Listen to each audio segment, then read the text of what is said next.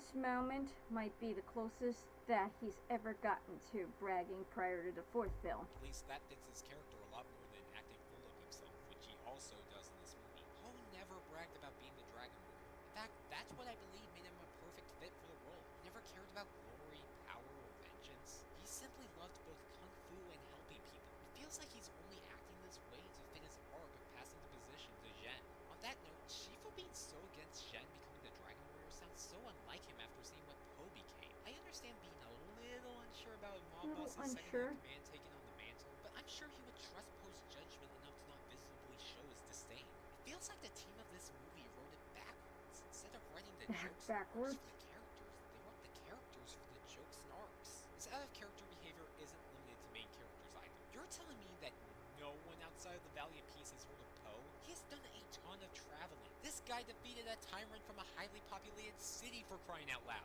Once again, this feels like this decision was only done for the sake of jokes. Well, joke's on you, I didn't laugh. When Poe said that he was the Kung Fu Panda, my soul left my body, and it plummeted Kingdom down Hearts. to hell. Also, the Spirit Realm has got to have free breakfast and Wi-Fi, because not a single warrior brought out of the Spirit Free Realm wanted to breakfast stay and in the Wi-Fi. mortal realm. Sure, it makes for a quicker resolution, because heaven forbid we make a longer movie, but I find it highly unlikely that none of them had unfinished business or a family they would like to see again. Okay, so the returning characters and the side characters aren't as good as they used to be, but what about the new characters in this film? I already discussed Jen, You already so discussed we'll move over to Jen? her adopted mother in Her this film, adopted the mother. antagonist, The chameleon. If there's one thing that Kung Fu Panda is known to have, it's iconic villains. So I was excited to see how the chameleon compared to our previous adversaries. Her and Kai are out here fighting it out for my least favorite villain in the series. Now, in terms of Megamind standards, she's quite the supervillain. Her presentation is phenomenal. She has an appealing reptilian design, and Viola Davis portrayed the voice of her. The film gave her. I also appreciate how she continues a series tradition of every villain having a connection to a member of the Jade Palace lineage. Kai was connected to Oogway, Tai Lung was connected to Shifu, Shen was connected to Poe, and the chameleon was connected to Zhen.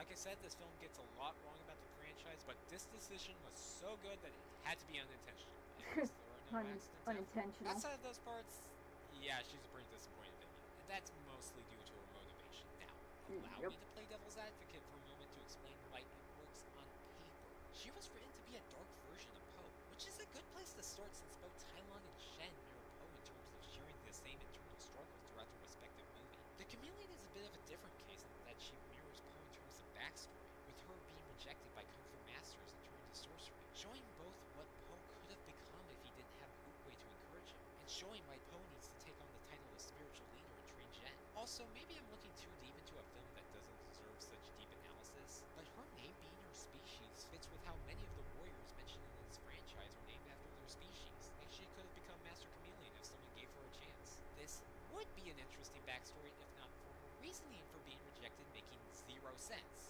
The reason she was rejected by her masters was because she was too small. She could hold Mantis like Little a Max Subway review. sandwich. Little Max The Fighter reason Shifu reveal the in previous Super fight Smash initially Brothers hated Poe Wii wasn't U the and fact that 3DS. he was a panda, it was Wasn't the fact just. that he had zero training. This is yet another example of the film's higher-ups not understanding the original films at all. It also doesn't help that this is the only side of the story we hear. With Tai Lung, we initially hear from Tigress about how he attacked the village and tried to steal the Dragon Scroll after not receiving the title of Dragon Warrior. Based on this, the viewers assume that Tai Lung is just a narcissist. But when you hear his side of the story, you learn how he felt betrayed by Shifu, who did nothing to support him after finding out that his life's work, which Shifu placed upon him, might I add, was all for nothing. Suddenly, his actions, while not entirely excusable, make a lot more sense. In Tai Lung's case, and in a lot of cases in real life, hearing multiple perspectives gives people a better understanding of the situation. For all we know, the chameleon was just bad at Kung Fu, or was heading down a dark path like Tai Lung. Something that could have easily fixed this would be a simple flashback, something all three previous villains received. If she can have a connection to a Jade Palace warrior, why can't she have a flashback showing her failing at Kung Fu, her fellow students making fun of her behind her back, and her not having an Oogway figure to support her? The animators for this film had time to animate a Dune parody commercial, but not time to animate a flashback for the main villain? I guess that's what you get when your main villain didn't have a backstory until after villain without a motivation. Motivation is the location of a Kung Fu Panda villain. Another thing missing is a sense of humanity in her. A villain in this series without any trace of genuine emotion is like Mr. Ping not putting nothing into his secret ingredient soup. Even Shen, a genocidal tyrant, still had the decency not to kill Michelle Goat since he still cared for her. Even Kai, Manny's least favorite villain until the chameleon, still traveled across China to find a way to heal Uruguay. The chameleon cares for nobody but herself. Nobody even but her herself. own Not daughter. even She's her just own Jen's daughter. evil stepmother and nothing more. I understand that abusive parents exist, but you would think that a woman who is motivated by rejection would be a bit hesitant to hurt someone who obeyed her enough to damage a loving friendship. It would have been better to have Jen and the chameleon be an inverse of Tai Lung and Shifu, where a loving parent-child relationship fell apart due to the parent going down a dark path. Maybe have her go on a flawed yet selfless quest to eliminate Kung Fu, believing that its masters are corrupt and unfit of their skills, or that Kung Fu has done more harm than good. Have her find a way of removing one's abilities by absorbing them into her, but as she continues this quest, she ironically becomes more corrupt with the power and causes more harm than good. Anything is better than an evil for evil's sake villain. Even with her skill set, she leaves a lot to be desired. For being a shape-shifting villain, they do not utilize how mind-screwy that concept can be, with it only being seen twice. Also, the film's director talked about how cool it was to have a supernatural villain in a series, as if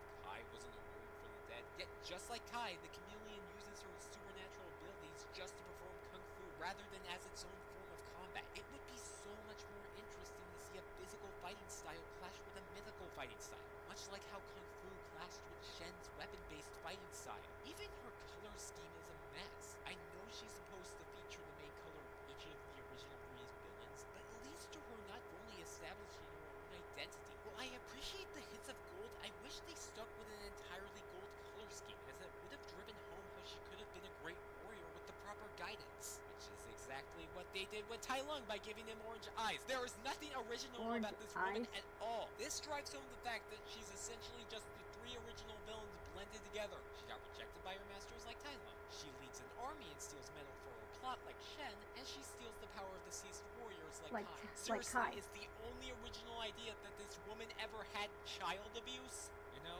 the chameleon is just the perfect summary of like in my last reaction, Danganronpa, another episode, also Despair Girl's a bad game. Child abuse is bad. She's just the vehicle to bring back the villains from the original trilogy. They have to be as great as they used to be, right? Hope you have a thing for cages. Hope you have a thing for cages. Tai Lung is one of my favorite characters from this franchise, right behind the big fat panda himself, Poe, and the chat among dads, Mr. Ping. So seeing him all over the marketing for this film got me pumped for it. They had to be giving him a redemption arc. Surely they would just give closure to his inner turmoil of trying to live up to his own high expectations of himself, imprinted on him at a young age by his adopted father's pride in him within a few lines of dialogue, will they? They freaking did.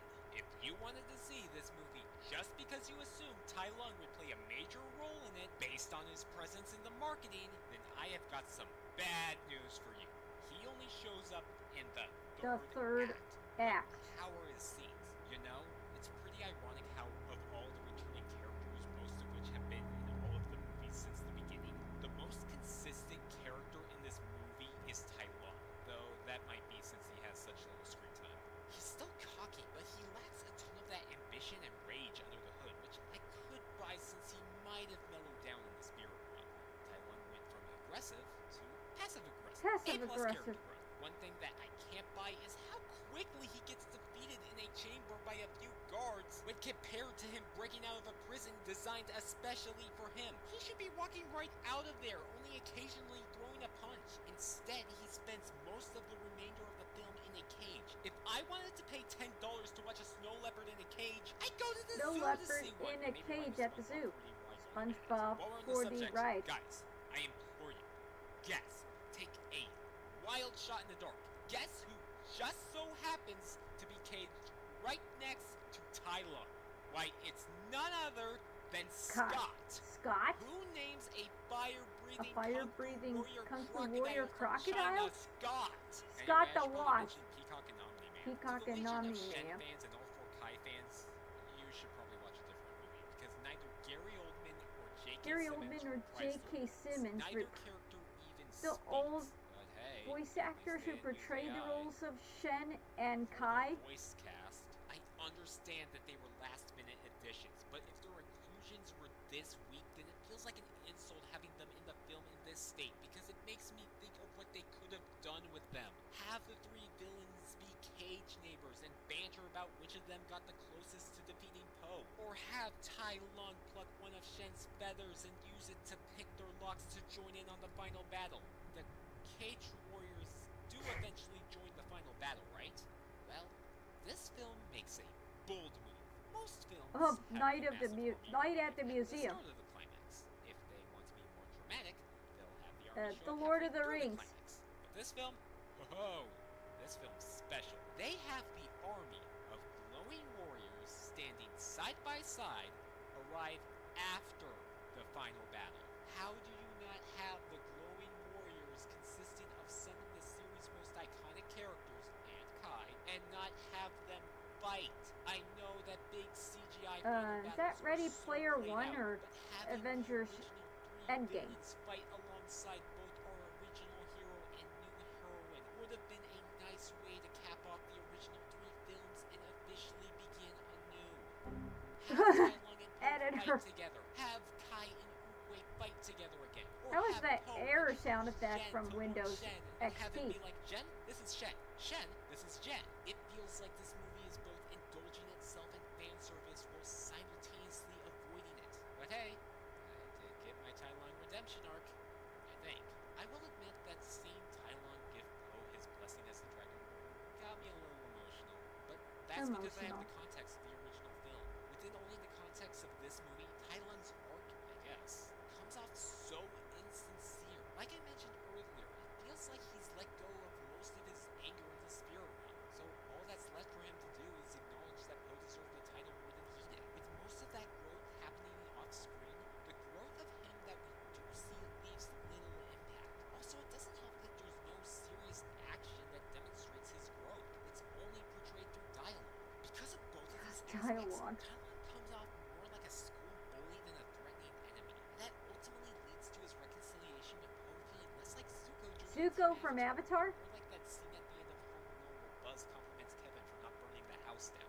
Lastly, Huh, where in the Home Alone. world is Master Shifu? Where in the world I is know that Master Tai Lung's Shifu? rivalry with Poe Is isn't that a the pun to this the character title first Where in the film, World but is it was a Carmen rivalry San that Diego? lasted only a few days, and they only interacted face to face for maybe 10 minutes. On the other hand, Shifu raised him and, for better or for worse, made him everything that he is. Wouldn't him and Shifu reuniting on good terms be the proper end to his story? Once again, I'm left asking myself if the filmmakers even watched the original movies. With the concept of bringing closure to legacy characters, there's an obvious comparison you can make between this movie and Spider-Man No Way Home. Say what you Spider-Man want No about Way that film Home. removed from the hype, you cannot deny that the filmmakers were passionate about the characters that they brought back in the films from which they originated. Now, I didn't really want Kung Fu Panda 4 to be that kind of film, since I'm getting sick of legacy sequels relying on being Batman? specials. But that would at least give these characters more of a reason to be here and treat them with respect. The problem with this film isn't that it disrespects these characters,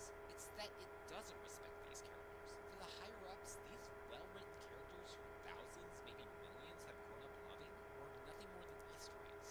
They simply Easter don't eggs? care. You mean I feel like surprises that's in the best way movies, to just like in describe this. video It games? doesn't care about its own franchise. And a lot of that apathy can be traced to one person, the film's lead director, Mike Mitchell. Mike who Mitchell, did the not direct director. Puss in Boots: The Last Wish, by the way. You probably have already heard about this, but in case you haven't, Kung Fu Panda 4's co-director, Stephanie Stein, Stephanie Stein. shortly after the film came out.